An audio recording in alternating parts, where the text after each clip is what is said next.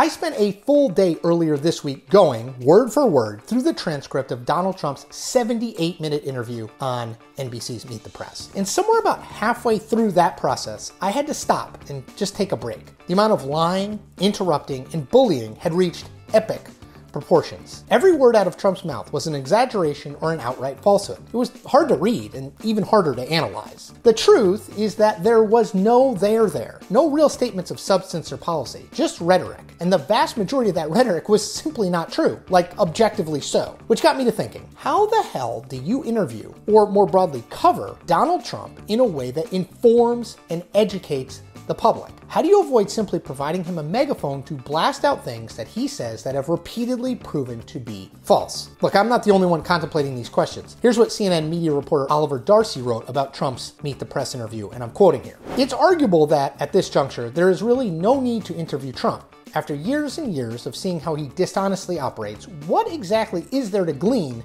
from a sit-down? The near certain result is that the outlet will record a stream of lies rushing out of his mouth, mixed in with absurd grievances about how supposedly unfair the system treats him. Does any of that really serve the public? Good question. Now, this is all an extension of an argument made by Democrats for most of the last 7 years, that giving Trump airtime does a disservice to voters, that because he lies so much and without any remorse, in covering him as we would any other candidate, all the media does is give a platform for those falsehoods. I've always, by default, put myself on the other side of that argument. My thought process, generally speaking, has gone like this. Trump is a former president. He's also the frontrunner for the 2024 Republican nomination, and given those two things, ignoring him is really not an option. And I still believe that, generally speaking. I don't think ignoring Trump is a viable solution for the mainstream media. But the Meet the Press interview reminded me that we absolutely have to adopt a different approach in covering him than we have adopted to any other candidate running for president. And that's because Trump is like no other candidate we've ever covered. Consider, he refused to acknowledge he lost a free and fair election in 2020. He helped incite a riot at the US Capitol on January 6, 2021, which was fueled by false election claims. He's been impeached twice by the House. He faces 4 indictments in a variety of jurisdictions around the country, and last but certainly not least, he lies and lies and lies. The problem here is that the mainstream media doesn't seem to entirely grasp how these differences necessitate a change in how Trump should be covered. Media critic Margaret Sullivan, who is writing in The Guardian, put it nicely this way, I'm quoting, "The big problem is the mainstream media wants to be seen as nonpartisan, a reasonable goal, and bends over backwards to accomplish this. If this means equalizing an anti-democratic candidate with a pro-democracy candidate, then so be it." And honestly, I think there's a lot of truth in her analysis. From my earliest days as a reporter, I had the idea of being nonpartisan drilled into me. It was at the core of who a journalist was supposed to be.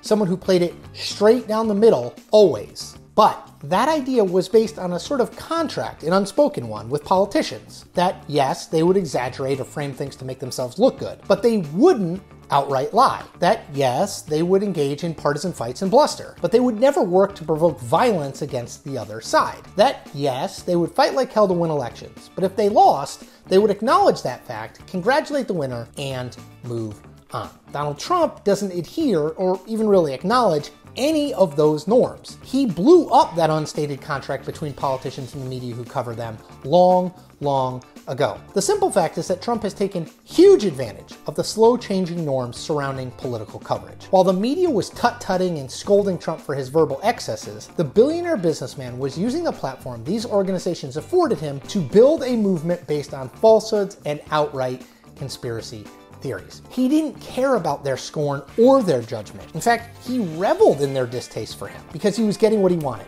attention. That's still true for Trump.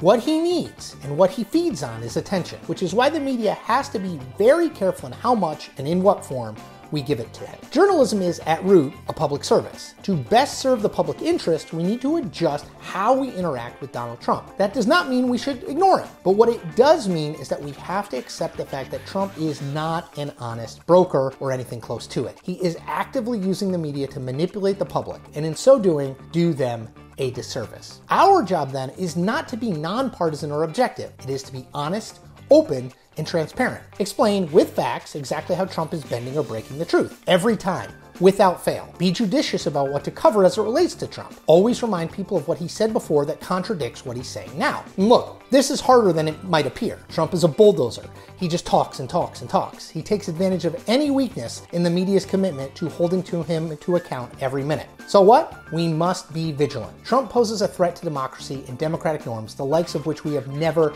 seen before. Using the same old styles of covering him just won't work. We need to change with the times, and change fast.